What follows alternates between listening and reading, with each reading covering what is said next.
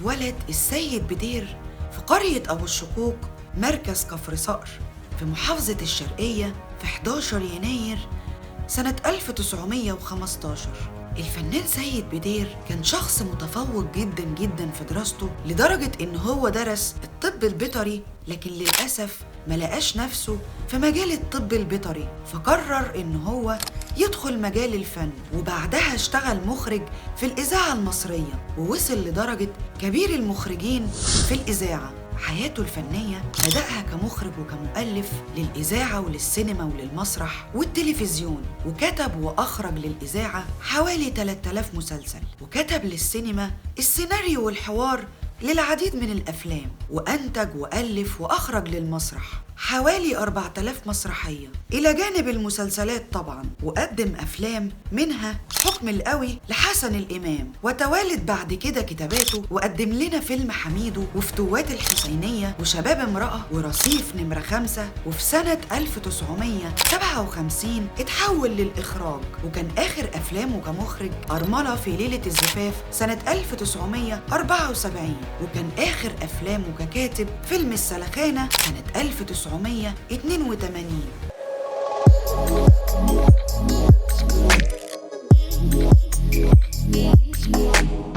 تزوج الفنان السيد بدير من زوجتين، الزوجة التانية كانت المغنية أو المطربة شريفة فاضل، خلف منها ولد واحد بس، واستشهد في حرب أكتوبر سنة 1973، وده السبب اللي خلاها غنت أغنيتها الشهيرة ابن حبيبي يا نور عيني بيضربوا بيك المثل، كل الحبايب بتهنيني طبعا ما أنا أم البطل. طبعا الواقعة دي خلت حالته الصحية تتدهور جدا، ولكنه توفي في 3 أغسطس سنة 1986. وأكيد انت دلوقتي في عقل بالك عمال تقول أمال فين ابنه العالم اللي انت جاية تحكي لنا عنه؟ يا سيدي ما انا جايه لك في الكلام اهو، بس الجلاله اخدتني شويه، طول بالك عليا. وبعدين انت ما سالتنيش اصلا هي مين زوجته الاولى. زوجته الاولى دي بقى يا سيدي كانت واحده من ضمن قرايبه، ودي بقى خلف منها 3 اولاد، كان من بينهم ولد اسمه سامح، وده بقى هتيجي سيرته ودوره معانا في القصة بتاعتنا، بس انت ما تستعجلش.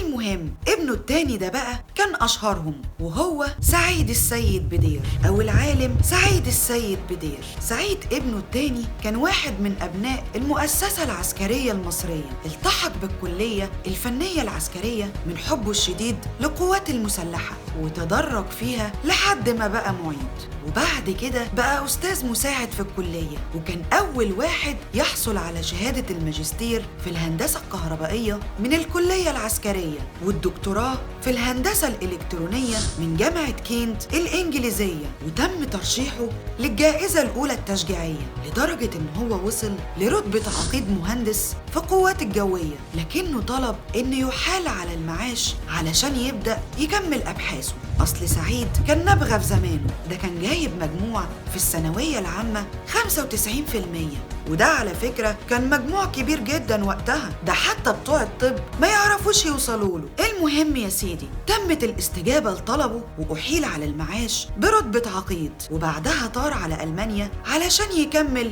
مشواره العلمي، وبدأ العمل في أبحاث الأقمار الصناعية في جامعة لايبزيج الألمانية، وتعاقد معاها علشان يجري أبحاثه لمدة 2 بشرط إنه يبعت نتائج الأبحاث دي أول بأول لمصر، وطبعا وافقت الجامعة. في الوقت ده توصل سعيد من خلال أبحاثه لنتائج متقدمة جدا خلته يحتل المرتبة الثالثة من بين 13 عالم على مستوى العالم في تخصصه النادر في الهندسة التكنولوجية الخاصة بالصواريخ. وفي الوقت ده اتخصص في الاتصال بالأقمار الصناعية والمركبات الفضائية خارج الغلاف الجوي، ومن كتر ما هو كان شخص نبغى في مجاله قدر يوصل بأبحاثه لأنه يتحكم في المدة الزمنية من بداية إطلاق القمر الصناعي للفضاء ومدى المدة المستغرقة لانفصال الصاروخ عن القمر الصناعي، والتحكم في المعلومات اللي بيتم إرسالها من الأقمار الصناعية سواء كان قمر تجسس أو قمر استكشافي،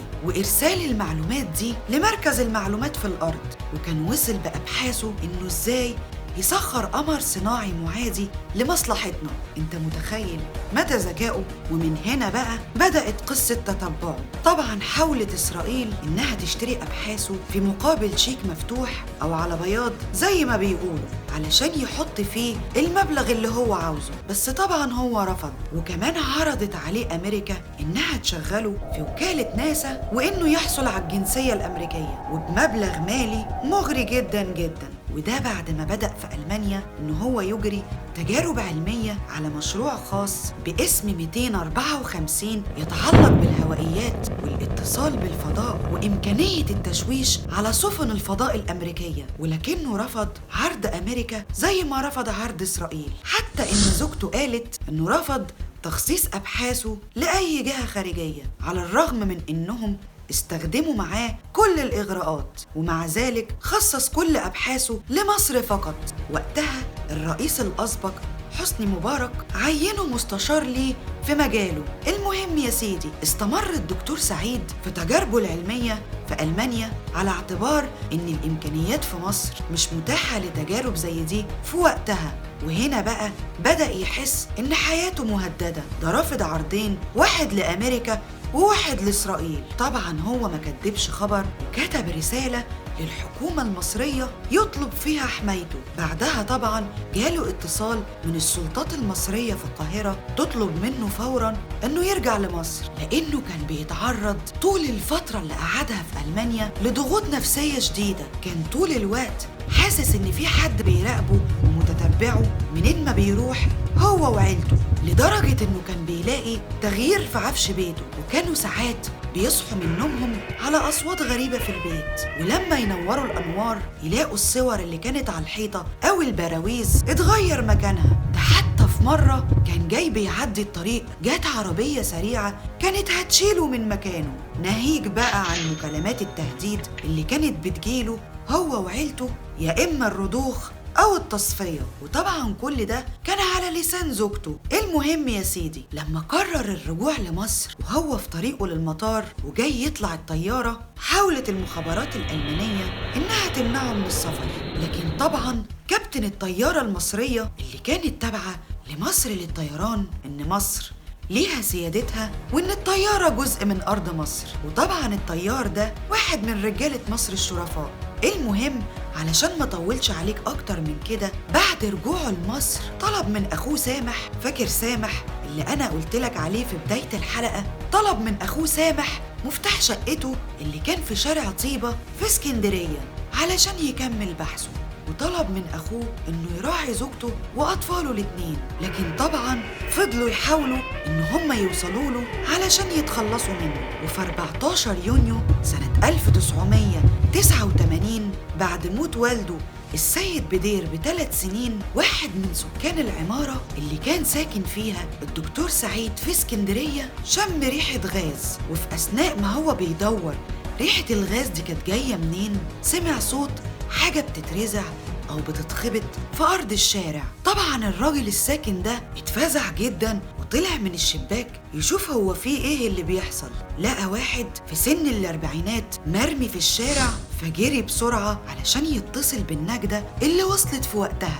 وطبعا الشرطة فضلت تستجوب في سكان العمارة وفي الشارع عن شخصية الضحية، لكن محدش كان يعرفه لأنه كان غريب عن الحي والمنطقة. المهم إن في الآخر بالتحقيقات الشرطة قدرت إنها تتوصل لشخصيته، وقدروا إن هم يعرفوا إن ده كان الدكتور سعيد السيد بدير اللي وصل شقة أخوه قبلها بيوم. ولما رجالة المباحث عينوا الشقة لقوا أنبوبة بوتاجاز في أوضة النوم، وكمان لقوا بقعة دم كبيرة على المخدة، ولقوا إن وريد إيده كان مقطوع. وطبعا التحريات وقتها وتقرير الطب الشرعي قالوا إنه مجرد حادث انتحار، لأن طبعا محدش أبدا كان يعرف عن الدكتور سعيد غير إنه كان ابن المخرج السيد بدير وبس، ولا إنه عالم ولا غيره. المهم إن الصحف بعدها بيوم قالت إنه كان حادث انتحار، لحد ما كشف أخوه وزوجة الدكتور سعيد في تحقيقات النيابة مين هو العالم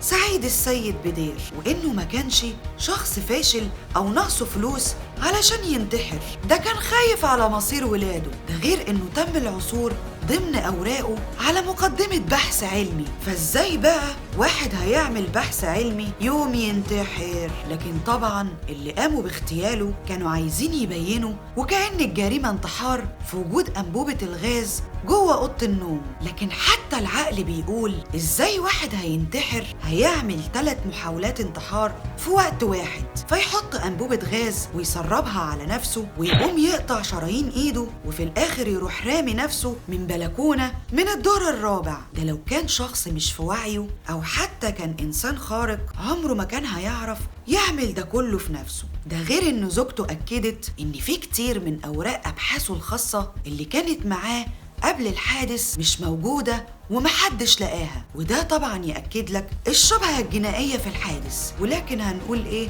غير رحمة الله عليه وعلى كل اللي اتقتلوا أو تم تصفيتهم زيه أو بنفس طريقته. ما هو أصل ما كانش هو العالم الوحيد اللي اتقتل بنفس الطريقة، ده في علماء كتير جدا تم تصفيتهم بأبشع الطرق. ولكن علشان تعرفها لازم تكمل معانا السلسلة، لأن طبعا انت عارف إن السلسلة لسه ما خلصتش ومكملة معانا. وكالعادة ما تنسوش تكتبوا لي رأيكم في التعليقات، واشوفكم على خير في الحلقة الجاية، وسلام عليكم.